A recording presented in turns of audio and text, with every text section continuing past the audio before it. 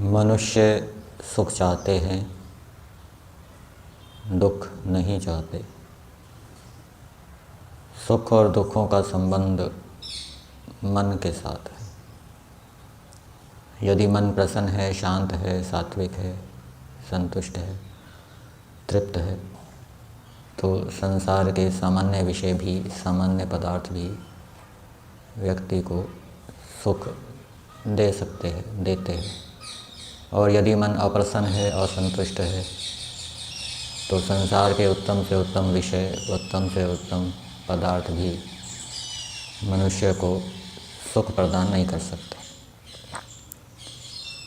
और मन की प्रसन्नता का संबंध ईश्वर की आज्ञा पालन के साथ है, वेदों के अनुकूल चाल चलन के साथ है, ऋषियों का अनुसरण करने के साथ है।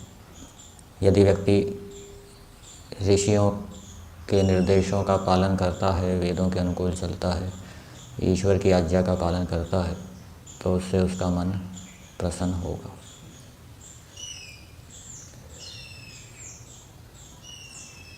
ईश्वर की आज्ञा का पालन करने वाले धार्मिक व्यक्ति को सतर्क सावधान भी रहना चाहिए।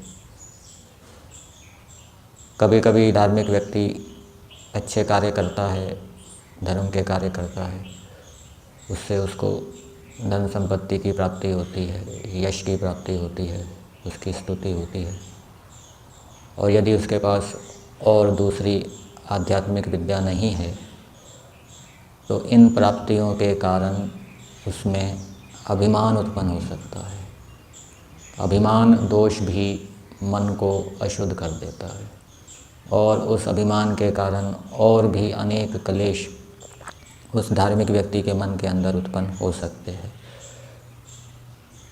इसलिए धार्मिक व्यक्ति को ये ध्यान रखना चाहिए कि मेरे अंदर अभिमान उत्पन्न ना हो। अभिमान से बचने के लिए ईश्वर की स्तुति करते रहना चाहिए। उसने जो उपलब्धि प्राप्त की, उसका जो यश हो रहा है, कीर्ति हो रही है, उसमें केवल उसके अकेले का ही योगदान नहीं है, अनेक व्यक्तियों का योगदान है, ईश्वर का भी उसमें योगदान है। ऐसा यदि ज्ञान विज्ञान उसके पास होगा, उसको दोहराता रहेगा, तो उसके अंदर अभिमान उत्पन्न नहीं होगा। अभिमान उत्पन्न हो जाने के कारण व्यक्ति प्रमाद करने लगता है, धर्म के कार्यों में प्रमाद करने लगता है। जैसे धर्म का एक अवयव है इंद्रियों को नियंत्रण में रखना, धृति, क्षमा, दमो स्थेयम, शौच, इंद्रिय निग्रह, धीर विद्या, सत्यम, अक्रोधो, दशकम धर्म लक्षण।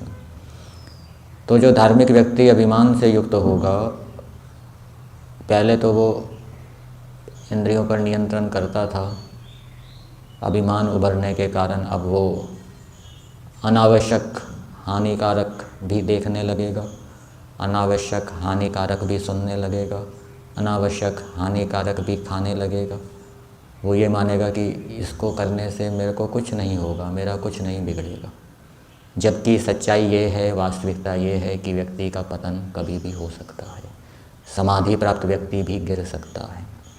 इसलिए निरंतर सतर्कता सावधानी की आवश्यकता होती है। सतर्कता सावधानी के हटते ही व्यक्ति अधर्म आचरण करेगा, इंद्रियों पर नियंत्रण करना छोड़ देगा। परिणाम स्वरूप मन के अंदर अनेक प्रकार के क्लेश वासनाएं उत्पन्न होगी, जो मन को अशुद्ध कर देगी और वो उसके भावी दुख का कारण बनेगी। इसलिए धार्मिक व्यक्ति भी धर्म के आचरण में, धर्म के जितने अवयव हैं, ईश्वर की आज्ञा के जितने विभाग हैं, उन सब में सतर्क सावधान रहे, प्रमाद ना करे। उसके लिए उसको अभिमान उभरने से बचना चाहिए। अभिमान ना उभरे, इसके लिए उसको निरंतर प्रयास करते रहना चाहिए।